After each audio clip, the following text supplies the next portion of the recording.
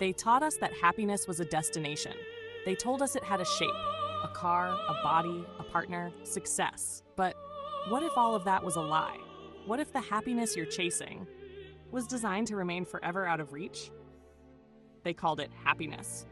But at the root of the word Felix lies not joy, but fertility, production, reproduction, output, not wholeness, not purpose. The Greeks weren't seeking happiness. They were seeking eudaimonia, harmony with their daimon, their inner spirit. Not a fake smile, not a chemical high, not a filtered photo, but a life well lived. The chemical cocktail, the programmed illusion. What if I told you that what you call happiness is nothing more than a programmed chemical reaction?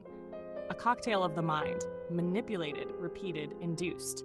They made you believe you were free, but all they did was plug you into the machine of instant pleasure. 1. Dopamine, the ego's caress. Dopamine is the sweet you're given for doing what's expected of you. A pat on the ego for ticking off soulless tasks. A point system in a life that feels like a video game, but with no final level.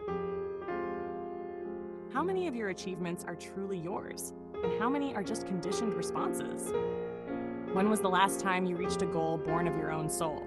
Not one handed down by society, not suggested by some digital guru. A goal that emerged from deep within. Or worse still, when was the last time you set yourself a goal at all? No audience, no camera, no reward, just for you. 2. Serotonin, the approval vote.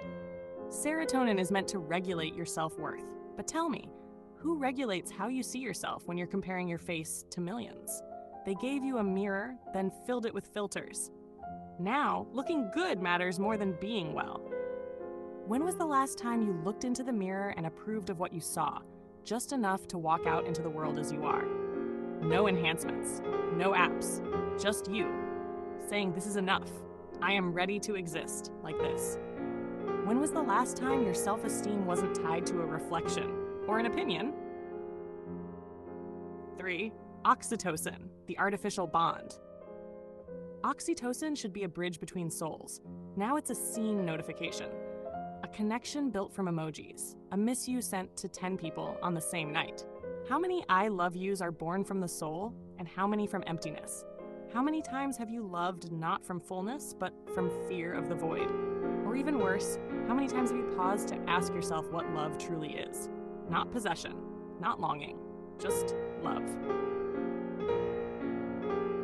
4. Endorphins, the anesthetic for existential pain.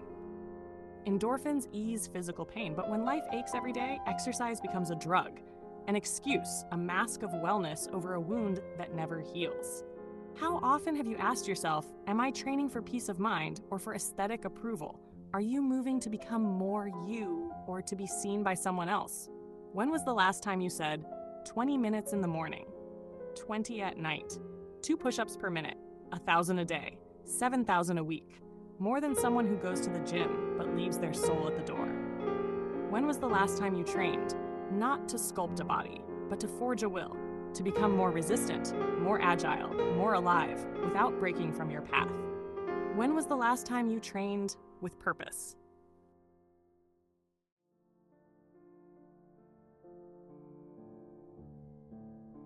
Happiness as a weapon, an illusion of control. Modern happiness was designed to be external, immediate, visible, but true fulfillment? It's not loud, it's not dazzling, it's not for show. It is a frequency, silent, steady, deep within. The trap. We live in a world where happiness is not cultivated, it's sold. And in order to be sold, it must follow 3 rules. 1, it must be visible. You must be able to display it. On a feed, in a photo, in a product. Look how happy I am. With my car, my partner, my holiday. 2, it must be stimulating. Loud emotions, euphoria, excitement, thrill, instant gratification, so it connects directly to pleasure and purchase. 3, it must depend on the external. Because if happiness came from within, no one could sell it to you. No one could control it. That's why they taught you, happiness is in what you have, not in who you are. But the truth is this. Real fulfillment does not need to be posted. It does not need to be seen. It does not scream. It whispers. It feels like peace, like presence, like clarity, like coming home to yourself. And that cannot be sold. You cannot buy peace. You cannot post presence. You cannot monetize spiritual clarity. The happiness business. So instead of teaching you to cultivate your inner world, they trained you to purchase more, chase external goals, consume artificial experiences. And what do you get? A fleeting high. Dopaminergic illusion. A moment of happiness that fades as soon as the screen goes black or the likes disappear. Modern happiness is an illusion because it's a chemical response to external stimulation. It's built on a narrative designed to sell, not to heal. It keeps you away from true fulfillment, which is quiet, stable, and self-sourced. And that is the great trap. They sold you a version of happiness that is the exact opposite of real inner peace.